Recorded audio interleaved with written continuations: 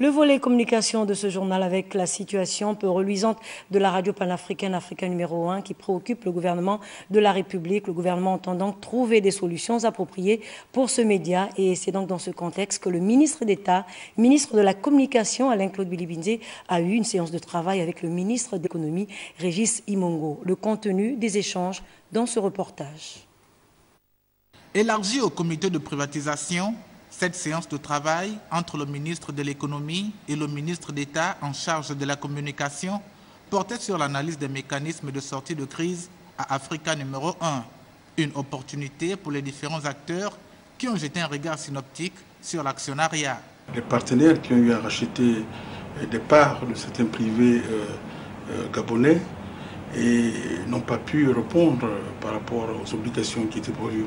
Il est clair que Africa numéro 1, c'est la radio gabonaise, Africa numéro 1, c'est l'histoire du Gabon, et le chef de l'État tient à maintenir Africa numéro 1. Mais il faudrait que cette radio puisse s'adapter à la nouvelle configuration du paysage audiovisuel national et international.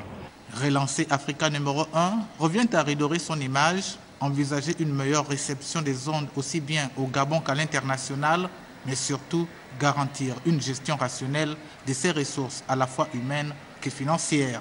Pour y parvenir, le gouvernement multiplie les stratégies.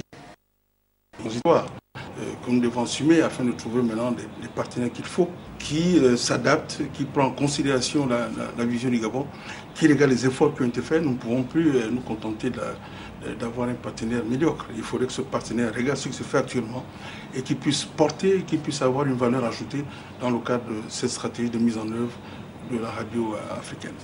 Actionnaire à hauteur de 35%, après la Libye qui détient 52% des parts, et loin devant les 13% d'autres partenaires nationaux, l'État s'engage depuis plusieurs mois à redynamiser la radio panafricaine qui jadis faisait la fierté du Gabon sous d'autres cieux.